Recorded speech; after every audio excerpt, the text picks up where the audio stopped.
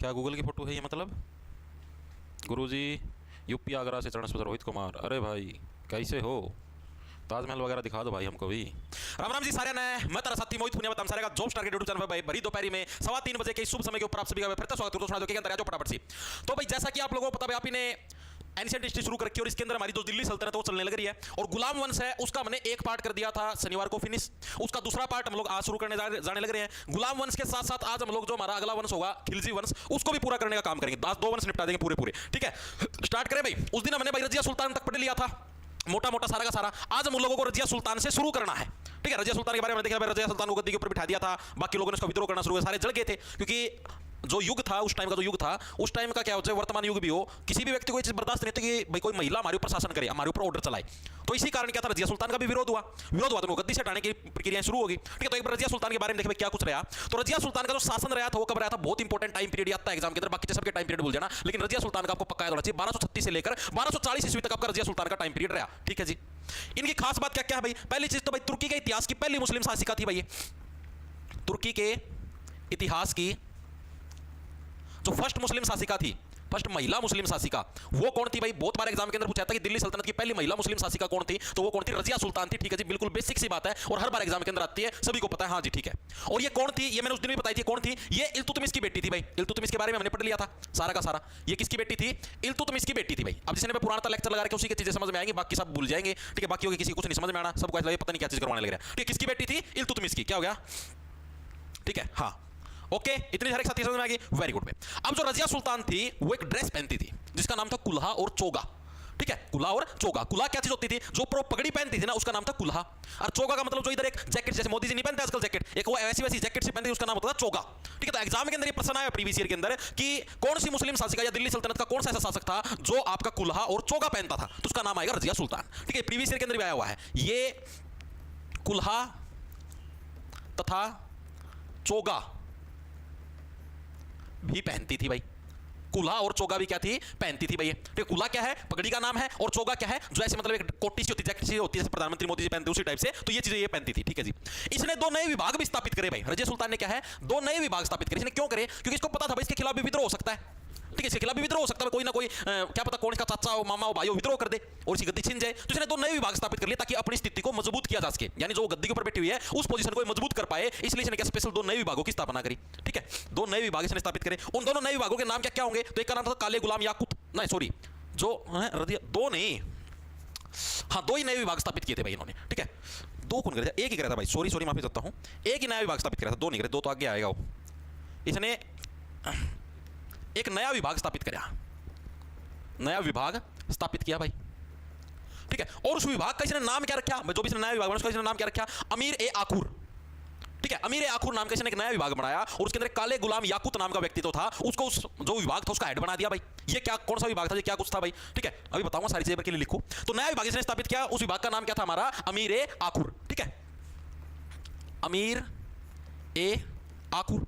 ये अमीर आखुर वही था कौन सा? जो सा घोड़ों की देखभाल करता था। ठीक है, अमीर आखुर। और इस विभाग का एडिशन किसने बनाया? काले गुलाम याकूत को। और ये जो काले गुलाम याकूत था ना, ये था रजिया का तगड़ा मतलब कि अंगरक्षक और बहुत ही तगड़ा वो आया करता सैनिक, इतना तगड़ा सेनापति था। मतलब जैसे रजिया का घोड़ा चलता था ना तुड़ुक तुड़ुक तुड़ुक तुड़ुक, तो उसके पीछे पीछे काले गुलाम याकूत का घोड़ा चलता था तुड़ुक तुड़ुक तुड़ुक तुड़ुक। कोई और सैनिक तो उसके नजदीक भी नहीं आ सकता था। और इन दोनों की नजदीकी इतनी ज्यादा थी, मतलब कि रजिया को अगर कोई भी काम करवाना होता था तो हर सबसे पहले याकूत को बोलती थी कि हेलो याकूत, मेरे लिए 2 केले लेके आना, हेलो याकूत गंडा भिजवा दो अंदर। इस टाइप से मतलब कोई भी काम करवाना हो रजिया को, याकूत को सबसे पहले फोन जाता था, हेलो याकूत मुझे इंस्टाग्राम पे लाइव आना, आ जाओ इधर, हेलो याकूत मे भी मेरा बर्थडे है, मेरे लिए केक ले आओ। इस टाइप की कोई भी बातें हो तो जो जनता थी और जो अफसरशाही थी, यानी एक तरीके से आप वहां के मंत्री वगैरह जो भी थे, उनके अंदर एक मैसेज गया। उस मैसेज के अंदर क्या गया कि भाई इन दोनों का तो कोई ना कोई अफेयर चलने लग रहा है, रजिया का और याकूत का। हर जगह बातें उड़ने लगी, रजिया के पास भी बात पहुंच गई। रजिया ऐसे सोची भाई अब इतनी बातें फैल ही चुकी हैं तो फैलने दो, अपनी स्थिति तो मजबूत होने लग रही है। अब याकूत मेरे साथ है और सबको पता है याकूत एक स्ट्रॉन्ग मतलब कि सैनिक है।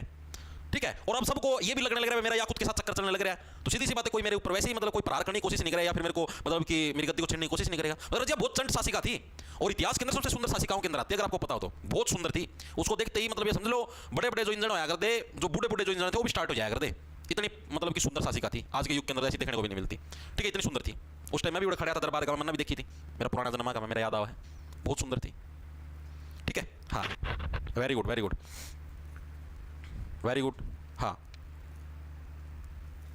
हाँ, ये जो अमीर ए आखुर था, इसका बाद में नाम भी चेंज कर दिया गया। इसका नाम बाद में चेंज हुआ था। अमीर ए आखुर जो पता एग्जाम के अंदर पूछा था, इसका नाम बाद में चेंज, इसका नाम रखा था अमीर ए हाजिब। ठीक है, जो कि एक तरीके शाही प्रबंधक था। यानी कि कोई भी, जैसे आपने आजकल वो नहीं सुने, जैसे अपना ये होता है यार, प्रधानमंत्री जी के पास सचिव नहीं होते जो सरकार को चलाने का काम करते हैं। हरियाणा के अंदर हरियाणा सरकार के पास एक सचिव है, अनुराग रस्तोगी, चीफ सेक्रेटरी। कोई भी काम हो, सरकार ने कोई भी डिसीजन ले तो सचिव साहब हैं, वो लेटर जारी करते हैं कि मेरे साइन लगेंगे। वो आपने कहीं पता कि सीएम साहब के साइन लग के कोई लेटर जारी हुआ नहीं, सचिव के साइन लगते हैं। किसी का ट्रांसफर करना, सरकार सचिव को बोलती है, सचिव उसके पर साइन करके उसका ट्रांसफर करता है।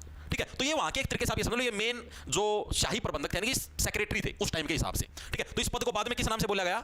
अमीर ए हाजिब। ठीक है, इस पद का बाद में नाम चेंज कर दिया गया, अमीर ए हाजिब। इस पद का बाद में नाम दिया गया, बाद में लिख देते हैं नाम बदला। ठीक है, क्या नाम बदल के रखा गया? अमीर ए हाजिब।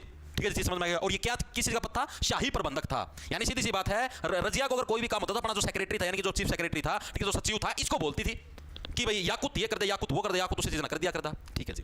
अब भाई एक महिला शासिका इतने लोगों के प्रशासन करने लग रही है, और इससे पहले इसके पिताजी थे इल्तुतमिश, उन्होंने शासन किया हर जगह।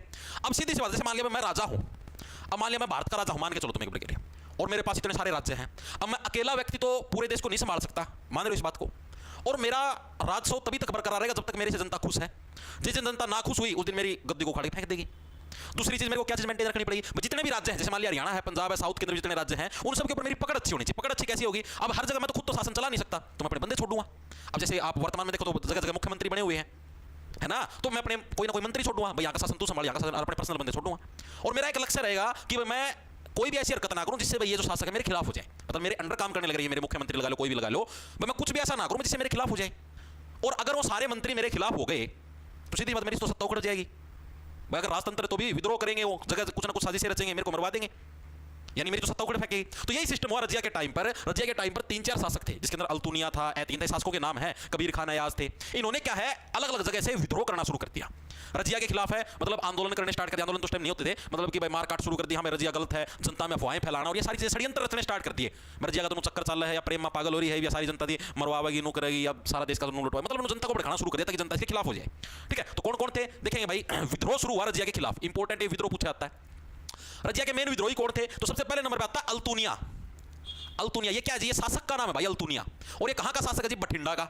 बठिंडा और जो पंजाब है वर्तमान के अंदर, ये वहां का शासक था भाई, जो कि रजिया सुल्तान के अंडर काम करता था। मतलब रजिया तो मेन, ये आप ऐसे समझो, रजिया तो होगी जैसे मान लिया भारत के प्रधानमंत्री जैसे नरेंद्र मोदी जी हैं, और ये मान लिया पंजाब के सीएम है, इस तरीके से। मतलब आपको एक हिंट देके समझाने लग रहा हूं। ठीक है, हाँ, वेरी गुड वेरी गुड। तो ये जो था अल्तुनिया, यहां पर क्या हुआ, इसके पास एक किला होता था जो कि बहुत इंपॉर्टेंट है, जिसका नाम था किला मुबारक। ये जिस किले के अंदर रहता था उसका क्या नाम था? किला मुबारक। और ये जो रजिया थी, रजिया के गुप्तचर थे वो बहुत स्ट्रॉन्ग थे। रजिया को पहले से सारी जानकारी मिल जाती थी कि हाँ भाई इस टाइप से है, मतलब वहां पर विद्रोह होगा, यहाँ पर ये चीजें होंगी भाई। ठीक है, ये चीजें समझ में आ गई। तो एक बार के लिए, एक बार तो आप लिखो दोनों तीनों विद्रोह के नाम, उसके बाद आगे चीज बताऊंगा। सेकंड जो विद्रोह था उसका नाम था ऐतगिन।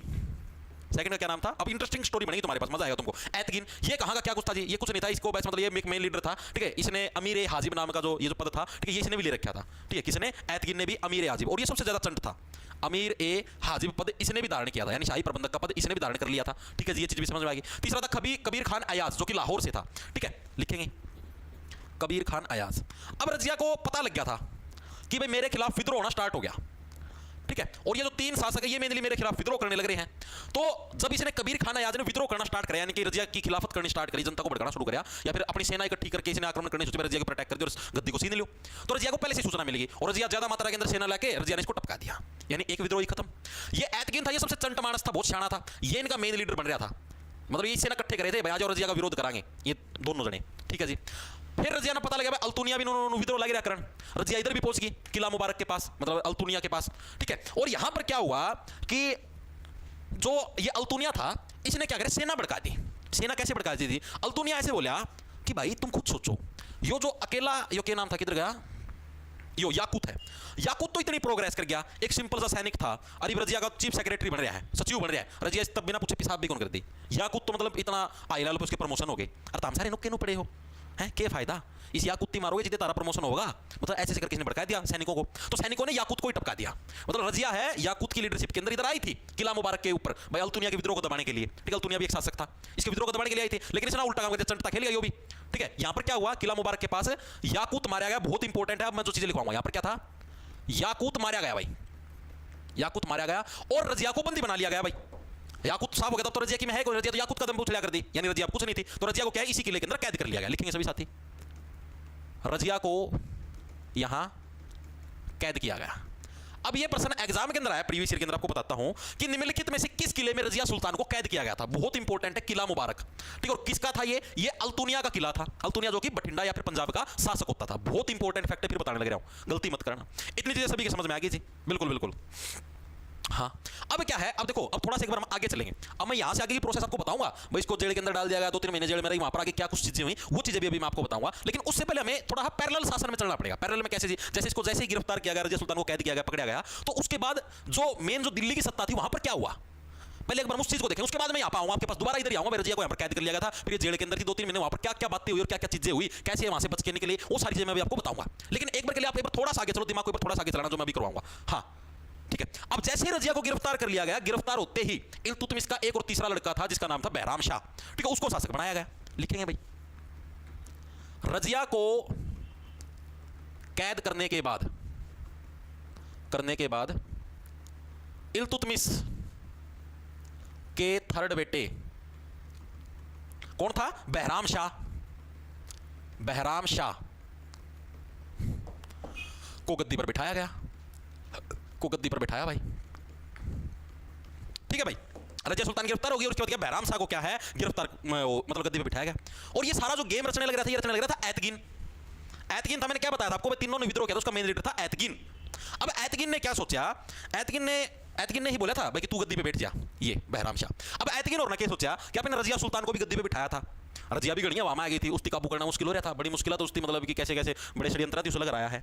अरे आपने बहराम शाह बिनु गद्दी पे बिठा दिया, तो बहराम शाह भी कल ना के अपनी को भी खोद देवे। रजिया तो बहुत चालाक शासक थी, मैं सही बताने लग रहा हूं आपको। अगर रजिया सुल्तान महिला नहीं होती ना, अगर एक पुरुष होती, तो इतिहास के अंदर रजिया सुल्तान सबसे पावरफुल शासकों के अंदर होती। इतना तेज दिमाग वाली शासिका थी वो, तो बड़ी सी महिला थी। महिला वैसे शरीर में कमजोर होती है पुरुष के मुकाबले में, मानते इस बात को, तो भगवान की देन है भाई।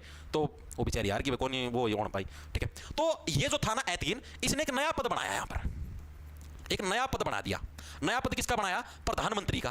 प्रधानमंत्री का कैसे जी, ये एग्जाम के अंदर पूछा था, नया पद बना भी आपको एमसीक्यू कराऊंगा, उसके अंदर दिखाऊंगा, जिसका नाम था नाइब ए मुमलिकात, ठीक है। उस पद का नाम क्या था, नाइब ए मुमलिकात, ठीक है। लिखेंगे नाइब ए मुमलिकात।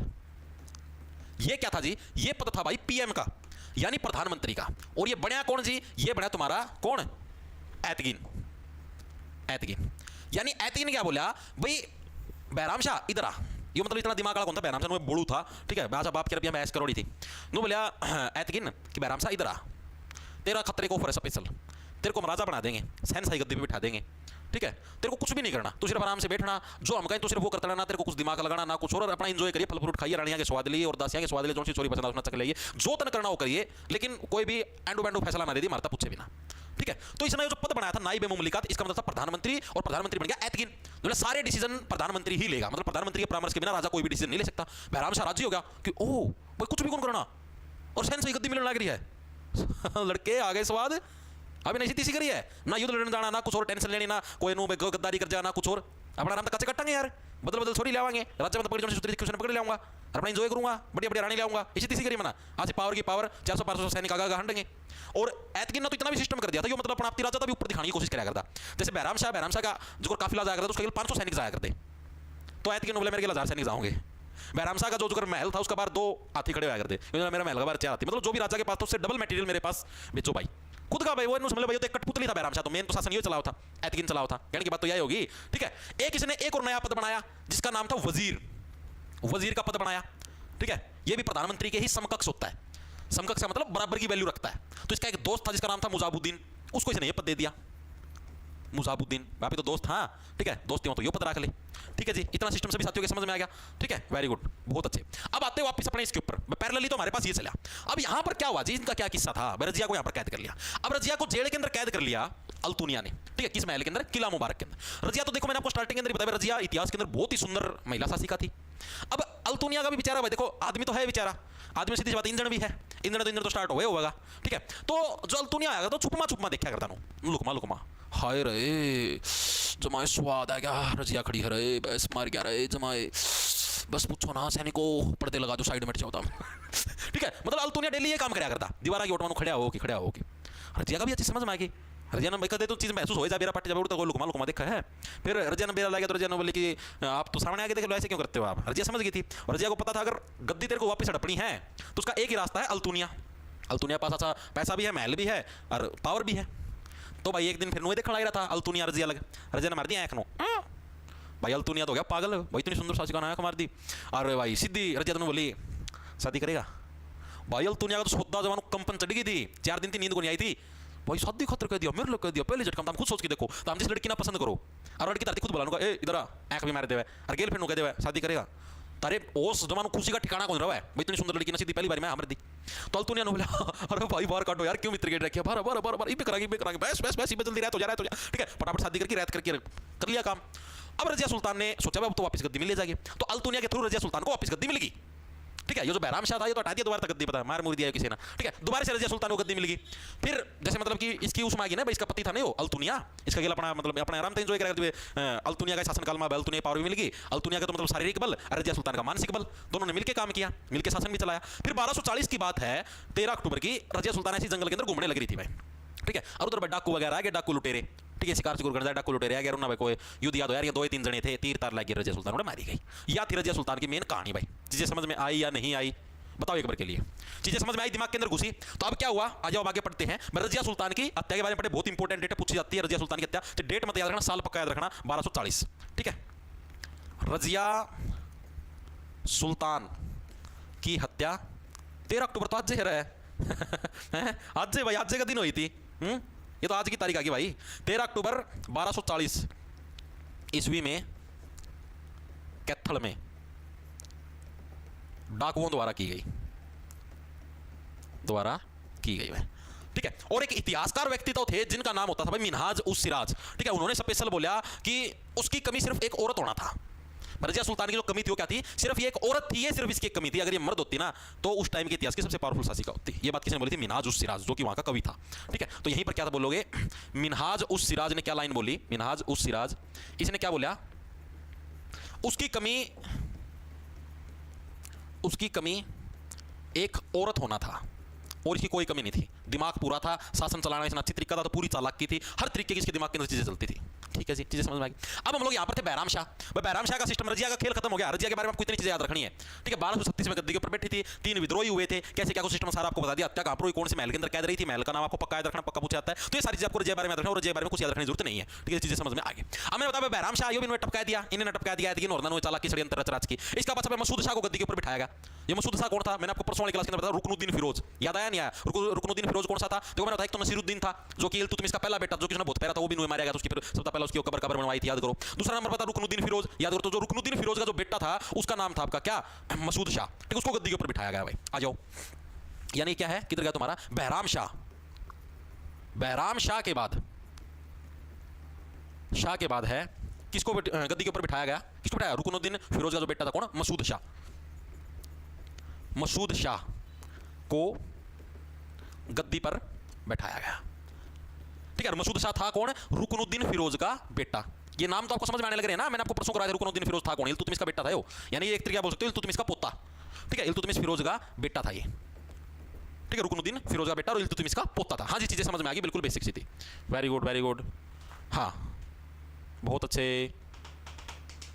अब ये था ना, अब ये भी थोड़ा चंट था, ये बोलू कौन था, ये सोचा यार ये तो फिर वही सिस्टम चलेगा भाई, इनका शासन चलने लगा, मतलब कठपुतली राजा हो गया। तो इसने क्या करा, इसने चालाकी से मतलब वही षड्यंत्र रच के इसने ऐतकीन को मरवा दिया। किसने, मसूद शाह ने ऐतकीन को मरवा दिया, ऐसी चालाकी षड्यंत्र करके। और ये जो मुजाबुद्दीन था भाई, उसका परम मित्र था, मैंने बोला था ऐतकीन का परम मित्र था, इसी ने इसको वजीर बनवाया था। और इसको ये बोल दिया कि भाई ऐतकीन तो तेरे बारे में नो सोचा करता, नो कहा करता कि मुजाबुद्दीन है, इस्ती मार के नो कर दूं, इसलिए मैंने ऐतकीन को मरवा दिया। इसका दोस्त है, इसका समर्थन हासिल कर लूँ। और कई बार अगर मैंने इस स्थिति मरवा दिया, इसका मैं अगर समर्थन हासिल नहीं करूँ, ठीक है, कई बार यो मेरी सत्ता तख्ता पलट कर, इसका पास भी एक बड़ा सैनिक का वो था, तो इसने इसको अपने पक्ष में करने के लिए क्या बोला, ऐतकीन तो तेरा विरोध में था, इस्ती मार की गद्दी में बैठा दोनों मारेगी, इसलिए मैंने उसको मरवाया सिर्फ तेरी सेफ्टी के लिए। इसका मनोज वो भाई सुल्तान तो मेरा बहुत वो रखा है, ये फिर सुल्तान का तगड़ा वफादार बन गया बहराम, इसका क्या नाम है, मसूद खान का, इसका मसूद शाह का। चीजें आई समझ में, दिमाग के अंदर कितनी चालाकी से चीजें खेलने लग रहे थे। ठीक है, चीजें समझ में आ गई। अब क्या था, मैंने आपको एक पद बताया था पीछे, एक पद का क्या नाम था, अमीर हाजिब नाम का पद था ना, किधर गया, अमीर हाजिब, ये पद बताया था मैंने आपको। इस पद का मतलब क्या, शाही प्रबंधक यानी सचिव। तो ये जो था ना, ये क्या नाम था, मसूद शाह। इसने अपना अमीर हाजिब किसको बनाया, अपना सचिव किसको बनाया, इसने बलबन को बनाया। ये चीज याद रखना। तो इसने अपना अमीर ए हाजिब यानी एक तरीके जो सचिव है वो किसको बनाया, बलबन को बनाया। अब हम आगे बलबन के बारे में पढ़ेंगे। बलबन कौन था, ठीक है, गुलाम वंश का शासक था, इसने क्या क्या चीजें करी, क्योंकि बलबन बहुत इंपॉर्टेंट शासक है। इसने सिजदा पैबोस की नीति को बनाया था। सिजदा का मतलब सिर झुकाना, सुल्तान की आती, पैरों को चूमना है, ठीक है, लोह एवं रक्त की नीति अपनाई थी। चीजें बहुत बार एग्जाम के अंदर पूछे जाते हैं, आपने पढ़ी भी होंगी, ठीक है। आगे हम बलबन के बारे में पढ़ेंगे। और अभी हम पढ़ेंगे इसके बारे में नसीरुद्दीन महमूद। ये कौन था जी नसीरुद्दीन महमूद, ये इल्तुतमिश का बेटा था यो भी, ठीक था। एक तो आपने पढ़ा था कौन सा, देखो एक तो सबसे पहला नसीरुद्दीन था वो अलग था, फिर आया था आपका रुकनुद्दीन फिरोज वो अलग था, ये अलग है, ये नसीरुद्दीन अहमद, ये सारे इल्तुतमिश के बेटे हैं। रजिया भी इल्तुतमिश की बेटी थी, ठीक है। अब अगला जो शासक है उसका क्या नाम था, नसीरुद्दीन महमूद, जिसने भी करीबन समझो 8-9 साल शासन कराया था, 1246 से लगभग 1265, 8-9 साल नहीं 18-19 साल हो गया, ठीक है। अब किसके बारे में हम लोग पढ़ेंगे, अब पढ़ेंगे नसीरुद्दीन महमूद। किसके बारे में, नसीरुद्दीन महमूद। ये भी कौन था, ये भी इल्तुतमिश का बेटा था। और इसने कब से कब तक शासन किया, इसने किया जी 1246 से लेकर करीबन 1265 तक इसने शासन किया, लगभग 19 साल तक। भाई एक बार के लिए मेरे को बताओ, अभी तक मैंने आपको जितनी चीजें करवाई रजिया सुल्तान के बारे में पढ़ाया, वो चीज पढ़ाई क्लियर हुई या नहीं, एक बार के लिए बताओ। सिजदा पैबोस, हाँ आगे बताऊंगा भाई।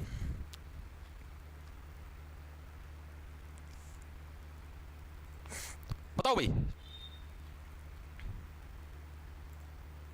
एक बार मैं इतना बताओ, चीजें समझ में आई क्या, फिर मैं एक बार ना ब्लॉक कर लूं।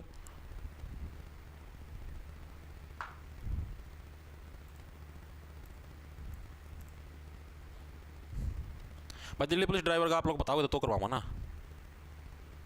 क्या गलत को गलत कहती है, मतलब क्या चीज़ें चल रही तुम्हारी है भाई, तुम इनकी तरफ ध्यान ना दो ना भाई। कौन है वो सर, यहाँ सेटिंग चल रही है भाई, चलने दो आप लोग। देखो मैं आपको पहले ही बताया है, जो साथी यहाँ पर चैट के अंदर बात करता है ना उसका सिलेक्शन नहीं होगा भाई। पढ़ने वाला बच्चा चैट के अंदर एक भी कमेंट नहीं करता, सिर्फ मैं जितना पूछता सिर्फ उतना ही कमेंट करता। मैंने बोला कि हाँ समझ में आ गया तो जी सर का कमेंट आया, उससे लोगों का कुछ भी कमेंट नहीं आया, या कोई डाउट है तो उसका कमेंट आता है। फालतू की जो बकवास करते हैं ये सारे हैं डफर लफंडर बच्चे, ठीक है, जिनका ना कुछ होना, घर के इन परेशान है, ठीक है, आगे भविष्य में भी नुए धक्के खाओगे जो करीब खाओ हैं, ये सिर्फ अपने टाइम पास का काम करते हैं, ठीक है। तो आप लोगों ने इन कमेंटों को बंद रखा करो। अगर आपको कोई डाउट हो तो आप डायरेक्ट कमेंट करके पूछ सकते हो, ठीक है। या अगर मैं कुछ पूछूँ तो आप उसका आंसर दे सकते हो। बाकी ना तो आप इनको देखा करो इनके कमेंटों को, ना पढ़ा करो इनके कमेंटों को, अपने आराम से तुम वीडियो को फुल स्क्रीन करके आराम से देखा करो, ठीक है। इन्हें ना पढ़ना होता ना कि मेरे फालतू के चराई जा हैं। चलो भाई आगे,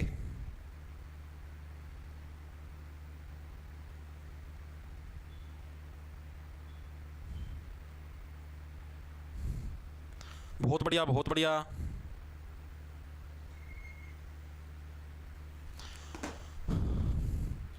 ठीक है भाई आगे चलते हैं। भाई मैं फालतू के कमेंट रिप्लाई कौन करा करूं, बेशक ना करा करो, ठीक है। चलो आगे, ठीक है भाई। अब देखो नसीरुद्दीन महमूद, इसका क्या कुछ सिस्टम था जी। पहली चीज तो भाई किसका बेटा था, इल्तुतमिश का बेटा था भाई, इल्तुतमिश का पुत्र था, ठीक है जी, ये चीज समझ में आ गई। तो मैंने आपको स्टार्टिंग के अंदर बता दी। दूसरा क्या था, ये जैसे औरंगजेब था ना क्रूर, उसी टाइप से था, ठीक है। मैक्सिमम टाइम ये भी सिलाई, औरंगजेब था, औरंगजेब मैक्सिमम टाइम सिलाई करता था। आपने देखा होगा, एक दो मूवीज भी देखी हो आपने, वो छावा मूवी तो देखी होगी, छावा के अंदर आपने देखा होगा औरंगजेब क्या पूरी फिल्म के अंदर ऐसे स्वेटर सिलता रहता है, ठीक है। तो ये भी क्या था, ऐसी सिलाई करता रहता था, तो इसीलिए इसको क्या सल्तनत काल का औरंगजेब भी बोलते हैं, ठीक है। टोपी सील कर अपना जीवन व्यतीत करता था एक तरीके से, ठीक है। इसको क्या है, ये मेन काम क्या करता था, टोपी सील कर, इतना खाली आदमी था, टोपी सील कर जीवन व्यतीत करता था, इसलिए इसे, अरे कड़त आगे रही भी हैं इरादाड़े, इसलिए इसे सल्तनत काल का औरंगजेब भी बोलते हैं। सल्तनत काल का औरंगजेब भी बोलते हैं भाई। यार ये कौन सा टेम है, स्वच्छ भारत का इरादाड़े, सुबेरा सुबेरा आया करो यार। सल्तनत काल का औरंगजेब भी बोलते हैं, सुबेरा सुबेरा तो आऊँगा नहीं, बड़ी दोपहर में कौन कूड़ा डाल गया हुआ भाई, ठीक है। तो यानी कि इसको क्या है, टोपी सील कर अपना जीवन व्यतीत करता था, तो इसीलिए क्या इसको सल्तनत काल का औरंगजेब, ये प्रीवियस ईयर के अंदर आया हुआ है कि निम्नलिखित में से किस गुलाम वंश के शासक को सल्तनत काल का औरंगजेब भी बोलते हैं, या किसी भी तरीके से घुमा के पूछ सकता है, ठीक है। चीजें समझ में आ गई, वेरी गुड, ठीक है। अब इसने बलबन को कौन सी पोस्ट दी, मैंने आपको बताया, जो पिछला शासक था जो आपका ये मसूद शाह था, इसने बलबन को कौन सी गद्दी दी थी, अमीर आजिब। और मैंने इसका मतलब बताया, अमीर आजिब का मतलब जो सेक्रेटरी यानी जो सचिव है राजा का, मतलब कोई भी राजा फरमान जारी करने का काम करता था, वो यही करता था। तो इसने बलबन को कौन सी पोस्ट दी, नायब ए मुमलिकात, यानी जो पोस्ट थी, पोस्ट यही थी, बस इसका नाम बदल दिया नायब ए मुमलिकात, ठीक है। तो लिखेंगे सभी साथी, नायब ए मुमलिकात, मुमलिकात पोस्ट किसको दी, बलबन को दी भाई, बलबन को दी। किसने दी, इसने नसीरुद्दीन ने दी भाई, ठीक है। चीजें समझ में आई जी, बिल्कुल आएगी जी। और खास बात क्या है, बलबन भी बहुत चंट व्यक्ति था, बहुत पावरफुल व्यक्ति था ये भी, और इसने क्या कर लिया, नसीरुद्दीन महमूद ने इसकी बेटी को फंसा लिया। तो बोला भाई अगर कोई शासक चंट है ना, तो उससे देखो दो ही तरीके हैं, आप अगर किसी का राज्य हड़पना चाहते हो, दो ही तरीके हैं। पहला तरीका, या तो युद्ध करके उसका राज्य हड़प लो, अगर आपको दिखाई देने लग रहा है युद्ध में वो हमसे ज्यादा पावरफुल है, और मतलब अगर पावरफुल नहीं भी, अगर हम उसको हरा भी देंगे तो भी हमें समय ज्यादा लगेगा या हमारा पैसा ज्यादा व्यर्थ होगा, तो दूसरा तरीका है उसकी लड़की से शादी कर लो, यानी किसी न किसी तरीके से उससे समझौता कर लो, शादी कर लो तो ऑटोमेटिक सेफ हो जाओगे। अब कोई भी बाप अपनी बेटी के जमाई को तो नहीं मारेगा, अपनी बेटी का घर तो नहीं उजाड़ेगा, तो सीधी सी बात है कि वो भी अपने एंट्री होगी एक तरीके से, मान रहे हो इस बात को? तो इसका भी यही कंसेप्ट था। नसीरुद्दीन महमूद क्या सोचा, बोला बलबन थोड़ा स्ट्रांग है और ये कल को विद्रोह कर सकता है, कल को क्या पता मेरी गद्दी को उखाड़ के फेंक दे, मेरे खिलाफ खड़ा हो जाए। तो इसका एक ही तरीका है, इसकी बेटी को फंसा लो अपने प्यार जाल के अंदर और उससे शादी कर लो, मैं बन जाऊं इसका जमाई, और जमाई के कुछ करेगा नहीं, यानी सेफ्टी और मिलेगी प्लस, मतलब मेरे ऊपर कोई भी तीर आए तो उससे पहले बलबन तैयार होगा कि ना मैं मेरा जमाई इसका कुंडला कर दूं। ठीक है जी। तो ये क्या था, ये बलबन का दामाद भी बन गया था भाई, बलबन का दामाद भी बन गया था, दामाद भी बन गया था। कौन बन गया था? नसीरुद्दीन क्या था, बलबन का दामाद भी बन गया था। बस इतना था, फिर बीमार होगी, मर गया 1265 में, इसकी मृत्यु हो गई थी। ठीक है भाई, इसके बारे में आपको सिर्फ इतना याद रखना नसीरुद्दीन के बारे में। सबसे बूढ़ा शासक, हाँ ये चीज भी आगे बताऊंगा, सबसे बूढ़ा शासक था। सर जीडी की तैयारी करवाने तो लग रहा हूँ डेली, यही चीज जीडी के अंदर आएगी, जीडी के अंदर कोई अलग जिक्के आएगी भाई, जिक्के तो सेम रहती है ना मेरे भाई, सीजी कर लो, जीडी कर लो। ठीक है, हाँ वेरी गुड, हाँ सबसे बूढ़ा शासक था ये।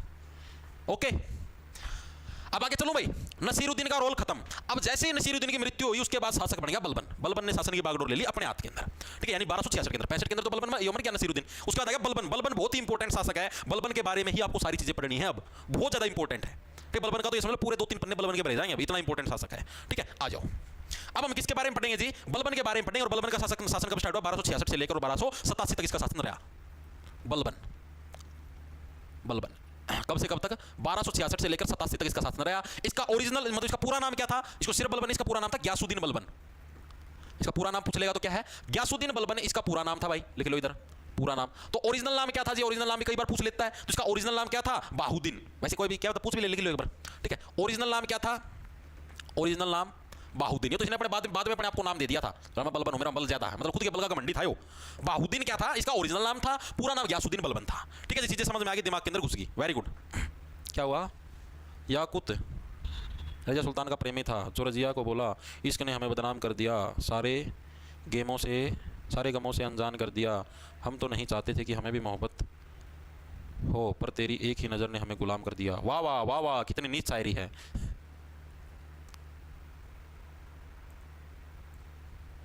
जीडी में मंगल बात तो सही है। ठीक है भाई, आगे चलो, वेरी गुड। हाँ ठीक है, इसको एक उपाधि भी मिली थी भाई, बलबन को एक उपाधि भी मिली थी, इसको एक उपाधि मिली थी, क्या, उलूग खान नाम की। भैया उलूग खान है। ठीक है, ये उपाधि किसने दी थी, नसीरुद्दीन के द्वारा दी गई थी। किसके द्वारा, उलूग खान की उपाधि भी मिली थी इसको, उलूग खान की उपाधि किसके द्वारा दी गई, जो नसीरुद्दीन अभी मरा था, मैंने आपको बताया, नसीरुद्दीन के द्वारा ये उपाधि इसको दी गई थी, के द्वारा दी गई थी। अब बलबन था, बलबन बहुत ही मतलब पावरफुल शासक था। ठीक है, नसीरुद्दीन भी उससे डराया करता, सारे के सारे डराया करते, बाबू बेटे सारे के सारे। ठीक है, हाँ बिल्कुल बिल्कुल बिल्कुल। तो भाई ये जो था बलबन, ये क्या बोला, बोला मैं नु कौन, मैं तारा टाइम पे ही आया हूं, मैं त्यांडू बैंडू ना समझ लियो, गोरी और का टाइम का हूं, मेरे पूर्वज गोरी और के टाइम के हैं, मोहम्मद गोरी और को मैंने आपको बताया था, उनके टाइम के मेरे पूर्वज। ठीक है, तो इसने अपने आपको क्या बताया, बोला मैं ईरानी नायक जो अफसरसियान है ना उसका वंशज हूं, ईरान का मैं जो एक मतलब बहुत पावरफुल शासक था जिसका नाम था अफसरसियान, तो मैं उसका वंशज हूं। तो इसने क्या ये पूछा जाता है एग्जाम के अंदर, इसने अपने आप को ईरानी नायक का मतलब लीडर, वैसे एक्टर भी होता नायक, लेकिन यहां पर लीडर है भाई। ईरानी नायक जिसका नाम था क्या था, अफरसियान। क्या हुआ, हाँ अफरसियान। ठीक है, अफरसियान, ईरानी नायक अफरसियान का वंशज बताया, मतलब मैं इसका वंशज हूं, मैं एंडू बैंडू ना समझ लियो, कदे को आया जाए। ठीक है, ईरान से सेना यही सीधी भारत का मैं, जिसे समझ में आई, वेरी गुड, बहुत बढ़िया बहुत ही बढ़िया। हाँ, अब इसने क्या बोला, ये क्या बोला, मतलब इसका इतना घमंड आ गया, इतना पावरफुल समझने लगा था, ये ऐसे बोला कि मैं तो भगवान की परछाई हूं, या फिर मैं खुद भगवान हूं। अब पुराने टाइम पे शासक होते थे, क्या हुआ करते भाई, इतनी सारी धरती ना जीत जात की, मतलब पूरा भारत मान लिया, कब्जा कर लिया सारा, मतलब कि ताकत में गात की ताकत में, दिमाग की ताकत में इतना घमंड में चूर हो जाया करते, खुद ही भगवान समझने लग जाया करते, बोले जनता के तो हम भगवान। हाँ ठीक है, तो इसने भी अपने आप को भगवान समझा। ये क्या बोला, मैं तो नियामत खुदाई का मतलब ईश्वर का प्रतिनिधि हूं, मैं भगवान ना भेज रखा हूं मैं कि तू जनता की सेवा कर। ठीक है, नो लगे, यानी जो भी मैं कहूंगा ना वो सीधे सीधे भगवान मेरे पर बुलवाव है, इतना मतलब घमंड में चूर हो गया था। दूसरा, इसने अपने आप को जिले इलाही भी घोषित कर लिया। जिले इलाही का मतलब ईश्वर की छाया, मैं तो ईश्वर की परछाई हूं। ठीक है, मैं जैसे चलूं तो समझ लो ईश्वर चला है, ऐसे कहा करता है। अगर मैं किसी से मारूं तो समझ लो ईश्वर का फरमान है, तब मैं मारूं किसी अलग। ठीक है, तो लिखेंगे सभी साथी, इसने अपने आप को कौन कौन सी उपाधियां दी, इसने अपने आप को जिले इलाही, ये पूछा जाता बहुत बार, जिले इलाही, जिले इलाही का मतलब क्या है, ईश्वर की छाया, मैं तो ईश्वर की परछाई हूं। और दूसरी कौन सी उपाधि दी थी इसने अपने आपको, एक तो जिले इलाही, दूसरे नियामत ए खुदाई, जिसका मतलब क्या है, ईश्वर का प्रतिनिधि। सेकंड क्या थी, नियामत ए खुदाई, एक खुदाई, जिसका मतलब क्या है? जिसका मतलब है ईश्वर का प्रतिनिधि। मैं तो ईश्वर का, भगवान का प्रतिनिधि पूछा गया प्रीवियस ईयर के अंदर, ईश्वर का प्रतिनिधि इसने अपने आप को बताया। मतलब भगवान ना भेज रहा है, क्या हूं? अच्छा, हम तो सारे राक्षस ना भेजे थे, तुम्हें भेजा था भगवान ना। ठीक है, तो ये उपाधियां इसने अपने आप को दी। फिर इसके मन में क्या आया? बोले यार इन उपाधियों से बात कौन बनती? राजा वाली फीलिंग चाहिए, राजा वाली फीलिंग। और राजा वाली फीलिंग कब आएगी? जब जनता के अंदर खौफ होगा। यार खौफ तो होना चाहिए ना, राजा टपला रहा है, जनता की नजरें नीचे होनी चाहिए, ठीक है, जनता का मन थर थर कंपन होनी चाहिए कि राजा आएगा कभी नेट काट देगा, ठीक है, इतना खौफ तो होना चाहिए। तो इसने दो प्रथाएं स्टार्ट करी, जिसका नाम था, एक का नाम सिजदा, दूसरे का नाम था पेबोस, और एक नवरोज त्योहार। नवरोज त्योहार कोई प्रथा नहीं थी, वैसे एक त्योहार स्टार्ट कराया। ठीक है, इसके अंदर क्या होता था? इसके अंदर होता था, सिजदा का मतलब है जब भी मैं दरबार के अंदर आऊं, सारे सैनिक अपना सिर ऐसे नीचा कर लेंगे। ठीक है, और जब मैं फिर गद्दी के ऊपर बैठूं तो सारे सारे मेरे पैरों को एक एक करके ऐसे चुम्मी देके जाएंगे, मतलब मेरे पैरों को चूम के जाएंगे। इसने प्रथा स्टार्ट कर दी।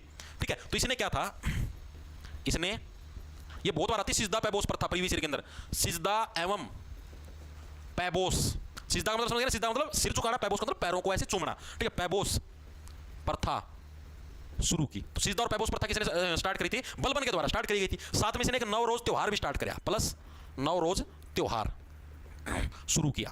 तो ये काम इसके द्वारा करे गए थे। किसके द्वारा करे गए थे? ये काम बलबन के द्वारा करे गए थे। ठीक है जी, ये चीजें भी समझ। सिजदा पैबोस बहुत इंपॉर्टेंट है, मैं फिर आपको बताने लग रहा हूं। दूसरी चीज एग्जाम के अंदर पूछा था कि लोहा एवं रक्त की नीति किसने पहली बार यूज की थी? लोहा एवं रक्त की नीति करी थी बलबन ने यूज करी थी, और किसके खिलाफ करी थी? मेवातियों के खिलाफ शुरू किया। तो ये काम इसके द्वारा करे गए थे, स्टार्ट करी थी बलबन के द्वारा स्टार्ट करी गई थी। साथ में इसने एक नवरोज त्योहार भी स्टार्ट किया, प्लस नवरोज त्योहार शुरू किया। तो ये काम इसके द्वारा करे गए थे। किसके द्वारा करे गए थे? ये काम बलबन के द्वारा करे गए थे। ठीक है जी, ये चीजें भी समझ। सिजदा पैबोस बहुत इंपॉर्टेंट है, मैं फिर आपको बताने लग रहा हूं। दूसरी चीज एग्जाम के अंदर पूछा था कि लोहा एवं रक्त की नीति किसने पहली बार यूज की थी? लोहा एवं रक्त की नीति करी थी बलबन ने यूज करी थी, और किसके खिलाफ करी थी? मेवातियों के खिलाफ। मेवात जो कि वर्तमान हरियाणा के अंदर है, मेवात के अंदर भी मुस्लिम समुदाय के लोग रहते थे, लेकिन ये उनसे नफरत करता था। तो इसने क्या किया? लोहा एवं रक्त, मेवात का जो भी दिखा, सिर काट दो, नाड़ काट दो, मार दो, सुसुड़ा। ठीक है, तो इसने क्या थी? मेवातियों के लिए पूछा था, ये लोहा एवं रक्त की नीति भी मेवातियों के लिए कौन सी नीति अपनाई? लोहो एवं रक्त की नीति, रक्त की नीति अपनाई। ठीक है, क्योंकि ये उनसे नफरत करता बहुत ज्यादा, तो इसलिए इसने क्या उनके लिए लोहा एवं रक्त की नीति अपनाई। ठीक है जी, चीजें समझ में आ गई, वेरी गुड। अब इसने क्या था? अब और भी चीज है बहुत इंपॉर्टेंट, इससे रिलेटेड सबसे ज्यादा फैक्टर पूछे थे गुलाम वंश के अंदर। इसने फिर एक मतलब सेना को संगठित किया। संगठित का मतलब ऑर्गेनाइज्ड किया। ऑर्गेनाइज का मतलब कैसे जी? जैसे अलग अलग डिपार्टमेंट बनाए सेना के अंदर, भाई ये कर्नल है, ये मेजर है, इस टाइप से। ठीक है भाई, सेना को मतलब कि प्रॉपर फिटनेस बरकरार रखनी है, पेट बाहर नहीं होना चाहिए, इसके लिए स्पेशल किया था अपने सैनिक, मतलब सैनिकों की दौड़ भी करवाता था ये आए हफ्ते। मतलब मान लिया 100 सैनिकों का ग्रुप ले जाता था, भाई 100 सैनिक का ग्रुप है, दिल्ली से लेकर रेवाड़ी तक करीबन 80-90 किलोमीटर की दौड़ करवाता था उनकी। सुबह सुबह जाते थे और शाम को वापस दिल्ली तक आते थे, आना जाना मिला के। ठीक है, डेली उनकी करीबन दौड़ करवाता ताकि उनकी फिटनेस बरकरार रहे, उनके अंदर पावर बरकरार रहे, इतना वो था। तो इसने क्या था? अपनी सेना को संगठित किया और एक विभाग बनाया जिसका नाम था दीवान ए अर्ज। एग्जाम के अंदर पूछा था भाई किसने दीवान ए अर्ज नाम का विभाग बनाया? तो किसके द्वारा? बलबन के द्वारा बनाया था, और किस लिए? अपनी सेना के लिए इसने विभाग बनाया था। ठीक है, इसने क्या था? इसने सेना को संगठित किया एवं कौन सा? दीवान ए अर्ज नामक विभाग बनाया। किसके लिए बनाया? स्पेशल सेना के लिए विभाग बनाया था ये। ठीक है, सेना को अगर कोई भी दिक्कत है, सारी चीज मेंटेनेंस वगैरह, सेना की दौड़ एक्सरसाइज सारी चीजें करता था। खुद घोड़ा बजाया करता, सैनिक पैदल बजाया करता। ठीक है, स्पेशल रेवाड़ी लग के चक्कर मार के जाया करता। ठीक है जी, वेरी गुड। हाँ, और इसी के द्वारा देखो, पहले मैंने आपको बताया, पहले सैनिकों को क्या थे? इक्ता दिए जाते थे, याद है? इक्ता का मतलब क्या होता है? मैंने जमीन का टुकड़ा, इक्ता प्रणाली किसके द्वारा शुरू करी गई थी? बताओ बताओ, परसों वाली क्लास के अंदर तो करवाया था। इक्ता प्रणाली किसने शुरू करी थी? जमीन के टुकड़े दिए जाते हैं सैनिकों को। तो इसने इक्ता प्रणाली को बंद कर दिया। तो यार इक्ता प्रणाली क्या काम? जैसे मान लिया भाई मैं सैनिक हूं और मेरे को जमीन का टुकड़ा मिल गया, मैं मर गया, मेरे मरने के बाद मेरी वाइफ या मेरी माँ, मेरी बहन, मेरे बच्चे अगर कोई भी उस जमीन को यूज करने लग गया तो उसका क्या फायदा भाई? वो थोड़ी ना, मेरा उसने थोड़ी ना कुर्बानी दी है, उसको जमीन काहे देनी? तो इसने सारी की सारी जमीनें दी हुई थी जो इक्ता प्रणाली, तो सारी जमीन इसने वापस ले ली और नकद वेतन की शुरुआत कर दी। कैश के अंदर सैलरी मिलेगी जितने भी सैनिक हो गए। फिर वो व्यवस्था भी असफल रही। पहले मैंने आपको देखो जित्तल के तांबे के सिक्के जारी करे थे, याद करो, टाक उसके चांदी के सिक्के जारी करे थे। Very good, Iltutmish, very good, बहुत बढ़िया। तो इसका मतलब आप लोग सही से पढ़ने लग रहे हो, चीजें आपके अच्छे समझ में आने लग रही हैं। वेरी गुड, बहुत बढ़िया भाई, बहुत ही बढ़िया। ठीक है, इसने क्या था? इसने ये पूछे जाते नकद वेतन वाली, इसने सैनिकों के लिए नकद वेतन की शुरुआत की, लेकिन क्या थी वो प्रणाली? असफल रही, वो चीज सफल नहीं हो पाई। ठीक है, जो नकद वेतन प्रणाली ने स्टार्ट करी वो सफल नहीं हो पाई, असफल रही। क्यों जी? बहुत सारे कारण है, क्या पता किस कारण से सफल नहीं हो पाई, लेकिन नहीं हो पाई। Very good.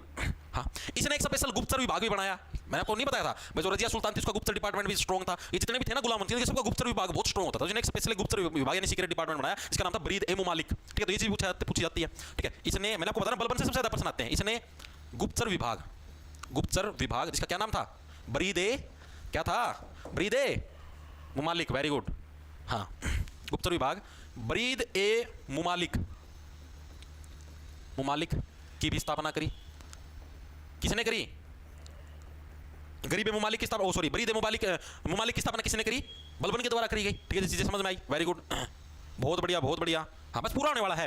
इसके बाद भाई बलबन की मृत्यु होगी और बलबन से रिलेटेड आपको कुछ याद रखने की जरूरत नहीं है। बलबन की मृत्यु हुई थी 1287 के अंदर नई दिल्ली के अंदर, उसका मकबरा बना था, लिख लो भाई। इसके बाद मृत्यु हुई, मृत्यु के बाद क्या है, दिल्ली के अंदर उसका मकबरा बन गया। ठीक है, दिल्ली में मकबरा क्या होता है, पूछ ले बलबन का मकबरा कहां पर है, हालांकि आज तक पूछा नहीं क्या होता, पूछ ले फिर भी याद रखना, दिल्ली के अंदर उसका मकबरा है। ठीक है, चीजें समझ में आ गई। उसके बाद गद्दी के ऊपर कौन बैठा, लास्ट शासक, इसके बारे में कुछ पढ़ने की जरूरत है। उसके बाद बेटा कैफूबाद, जो कि बलबन का पोता होता था। ठीक है, इसको गद्दी पर बिठाया गया।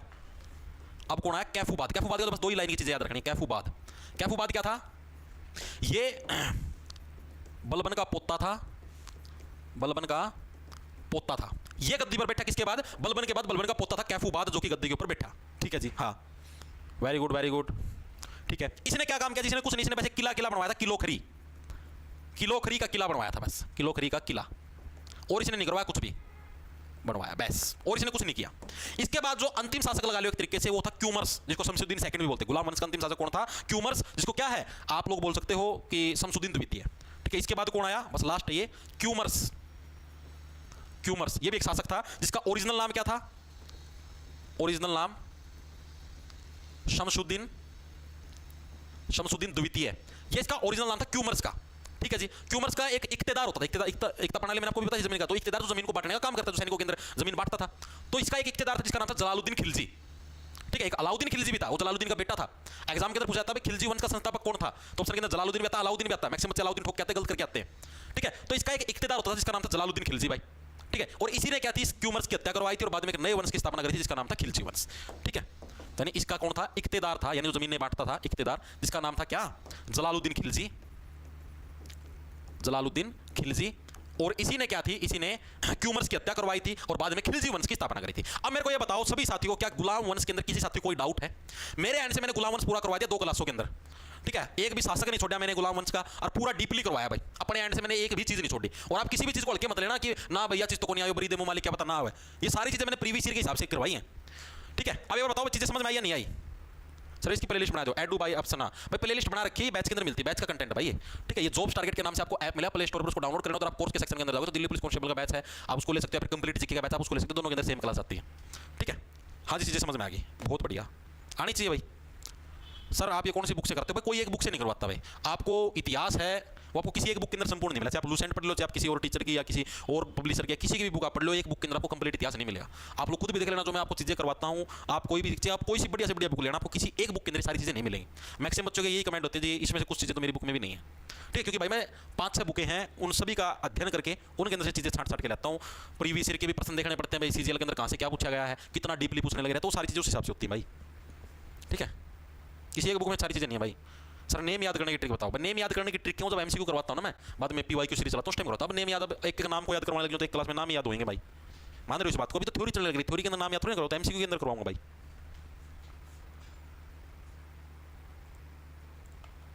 ओके वेरी गुड, अब आगे चलो भाई, चलो जी आप पढ़ेंगे खिलजी वंश के बारे में, लेकिन उससे पहले एक बार के लिए क्या सर कंप्लीट जीके की वैलिडिटी कितनी है? 1 ईयर की भाई, कंप्लीट जीके वाले बैच की भी। ठीक है, एक बार इससे रिलेटेड एमसीक्यू कर लो भाई, रजिया सुल्तान और इससे। रजिया सुल्तान डैश की पूर्ववर्ती थी, डैश की पूर्ववर्ती का मतलब है रजिया सुल्तान है भाई, मतलब कि किससे पहले शासक बनी थी, यानी रजिया सुल्तान के बाद कौन शासक बना था? बताओ बताओ बताओ, एमसीक्यू है 4-5, उसके बाद खिलजी वंश स्टार्ट करेंगे। Madhya Pradesh police constable police SI के अंदर आया, रजिया सुल्तान किससे पहले शासक बनी थी? बताओ, यानी रजिया सुल्तान के बाद कौन शासक बना था? बताओ बताओ। B Bahram Shah, very good, सबका बिल्कुल सिर्फ बहराम शाह है। रजिया सुल्तान के बाद बहराम शाह तो गद्दी के ऊपर बैठा था, ये प्रश्न यहाँ पर पूछा गया है, वेरी गुड। आगे चलो, अगला कौन सा है? मलिक इख्तियार उद्दीन अल्तुनिया ने, ये अल्तुनिया ने रजिया सुल्तान को निम्नलिखित में से किस किले में क्या दिया था? सीजीएल के अंदर मैंने बोला था ना, किले वाला प्रश्न पिछले साल पूछा, सीजीएल 19 अप्रैल 2022। अब जो साथी डीपली पढ़ते हैं ना, वो तो बता देते हैं भाई इस किले के अंदर कैद था। अब कुछ साथी होते हैं प्रीवियस ईयर के प्रश्न पढ़ जाते हैं, मोटा सिलेबस तैयार कर लेते हैं एक आधी बुक में से प्रीवियस ईयर के हिसाब से, फिर पेपर के अंदर देखते हैं ओहो प्रश्न नहीं पूछा, सीजीएल के अंदर तो बहुत डीप जीके पूछ रखे थे, फिर आगे कहोगे अब की बार पूरी डीपली तरीके से जीके पढ़नी पड़ेगी भाई, तभी सिलेक्शन होगा, फिर ऐसे कंधे फिर ठीक है। तो एक ही बार पढ़ लिया करो भाई। तो कौन सा था? बठिंडा का किला मुबारक था, उसके अंदर क्या रजिया सुल्तान को कैद किया गया था भाई। मैं आपको बताने लग रहा हूं, अब जो आपको जीके करवाने लग रहा हूं ना भाई, तुम सीजीएल का पेपर पढ़ लो और जीके के अंदर सबसे फालतू स्कोर आएगा, शर्त लगा लो इस चीज की।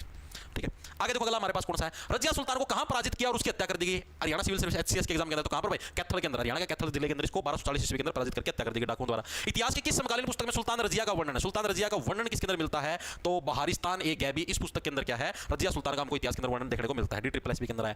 एकमात्र महिला सुल्तान रजिया सुल्तान दिल्ली सल्तनत के निम्नलिखित सुल्तानों में से किसकी पुत्री थी Razia Sultan? Delhi police head constable ministerial के अंदर 13 अक्टूबर। रजिया सुल्तान किसकी बेटी थी भाई? इल्तुतमिश की बेटी थी, ऑप्शन नंबर सी अभी हमने पढ़ा है, बिल्कुल ठीक है जी। आगे चलते हैं, दिल्ली सल्तनत के निम्नलिखित सुल्तानों में से किसने गयासुद्दीन बलबन को अपना प्रधानमंत्री प्रधानमंत्री अभी नहीं बताया था मैंने आपको। तो किसी ने इसको अपना प्रधानमंत्री नियुक्त किया था, नसीरुद्दीन महमूद, मुइनुद्दीन, शमसुद्दीन, रजिया सुल्तान, किसने किया था? अभी लास्ट शासक की तो बात करने लगे थे गयासुद्दीन बलबन को, बताओ किसने कैथल जिले के अंदर इसको 1240 ईस्वी के अंदर पराजित करके हत्या कर दी डाकुओं द्वारा। इतिहास की किस समकालीन पुस्तक में सुल्तान रजिया का वर्णन है? सुल्तान रजिया का वर्णन किसके अंदर मिलता है? तो बहारिस्तान ए गैबी, इस पुस्तक के अंदर क्या है, रजिया सुल्तान का हमको इतिहास के अंदर वर्णन देखने को मिलता है। DSSB के अंदर है। एकमात्र महिला सुल्तान रजिया सुल्तान दिल्ली सल्तनत के निम्नलिखित सुल्तानों में से किसकी पुत्री थी Razia Sultan? Delhi police head constable ministerial के अंदर है 13 अक्टूबर। रजिया सुल्तान किसकी बेटी थी भाई? इल्तुतमिश की बेटी थी। ऑप्शन नंबर सी अभी हमने पढ़ा है, बिल्कुल ठीक है जी। आगे चलते हैं। दिल्ली सल्तनत के निम्नलिखित सुल्तानों में से किसने गयासुद्दीन बलबन को अपना प्रधानमंत्री अभी नहीं बताया था मैंने आपको। तो किसने इसको अपना प्रधानमंत्री नियुक्त किया था? नसीरुद्दीन महमूद, मुइनुद्दीन, शमसुद्दीन, रजिया सुल्तान, किसने किया था? अभी लास्ट शासक की तो बात करने लगे थे गयासुद्दीन बलबन को, बताओ किसने अपना वो नियुक्त किया था? Very good. हाँ, मैंने आपको एक चीज शायद मैंने आपको नहीं बताई, एक बार के लिए लिख लो। क्यूमर्स मैंने हाँ और लिखवा रखा है। ओरिजिनल नाम क्या था? शमसुद्दीन द्वितीय। बता देना मैं, क्यूमर्स का ओरिजिनल नाम क्या था? शमसुद्दीन द्वितीय। और यही प्रश्न पूछ लिया गया, ये देख लो। ऑप्शन नंबर हमारा सी करेक्ट हो जाएगा, शमसुद्दीन इल्तुतमिश। ठीक है, इल्तुतमिश का बेटा था शमसुद्दीन। ठीक है, इस तरीके से आप लोग याद इसका पोता था जो भी था, तो शमसुद्दीन द्वितीय मेरे लिए ये था। ठीक है, वेरी गुड। अरे ए कैसे करने लगे तुम नसीरुद्दीन? अभी तो बताया था यार तुम खुद देख लो। गयासुद्दीन बलबन किसका प्रधानमंत्री था? ये देख लो, अभी करवाया क्यूमर्स, जिसका नाम शमसुद्दीन, इसका इख्तियार यानी प्रधानमंत्री जमीन बांटने का काम करता था। ठीक है, जलालुद्दीन खिलजी रहा, खिलजी वंश का संस्थापक। सॉरी, ये तो खिलजी आ गया ना, गयासुद्दीन बलबन पूछा ना। सॉरी भाई, दिमाग फिर गया था मेरा। बलबन किसका था भाई? बलबन किसका प्रधानमंत्री? तो वो था, इख्तियार था। बलबन किसका प्रधानमंत्री था? नसीरुद्दीन महमूद का। ठीक है भाई, ठीक है, माफी चाहता हूँ भाई, मैं भूल गया कि कड़ा दिमाग दे रहा था। ठीक करो भाई इसको, नसीरुद्दीन महमूद इसका प्रधानमंत्री था बलबन। ऑप्शन नंबर 1 करेक्ट हो जाएगा, CHSL के अंदर आया हुआ है। ठीक है, सॉरी मैं कंफ्यूज हो गया था थोड़ा। हाँ ठीक है, आगे देखो अगला कौन सा है? गुलाम वंश के शासक गयासुद्दीन बलबन ने डैश की उपाधि धारण करी थी। इसने कौन सी उपाधि धारण करी थी? जिले इलाई। बलबन ने कौन सी? जिले इलाई की उपाधि धारण करी थी। मैं ईश्वर की छाया हूं। ठीक है, जैसे CMTS के अंदर आया हुआ है। अगला देखो, अगला हमारे पास कौन सा है? गयासुद्दीन बलबन ने डैश शिष्टाचार के एक भाग के रूप में राजा के विवादन में सामान्य रूप से सिजदा और पैबोस की रीति रिवाजों की शुरुआत करी थी। किसके अंदर? न्यायालय के अंदर। उसका जो कोर्ट होता था, उसका जो दरबार होता था, दरबार के अंदर उसने ये रूल लागू किया था कि जब भी मैं आऊं, मेरे पैर चुचकाड़, मेरे पैर की चुम्मे लेनी और सिर ऐसे झुकाव होना चाहिए सबका। ठीक है, अपने दरबार के अंदर, न्यायालय के अंदर, CHSL के अंदर आया ये प्रश्न भी। गयासुद्दीन बलबन ने किस काल के अंदर शासन किया? गयासुद्दीन बलबन ने कोई साथी बताएगा? अभी भी बता, कब से कब तक किया था? 1266 से लेकर और 87 तक किसका शासन निकाल रहा था? बलबन का शासन निकाल रहा था। अभी हमने पढ़ा था। Very good. GD कांस्टेबल के अंदर आया भाई, देख लो कांस्टेबल आया हूं।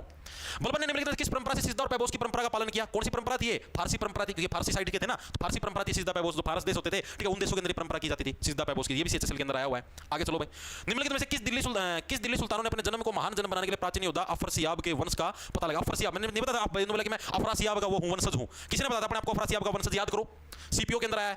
किसने अपने आपको अफरासियाब का वंशज बताया था अपनी हवा बनाने खातर? बलबन ने बताया था। बलबन ने नहीं बताया था क्या?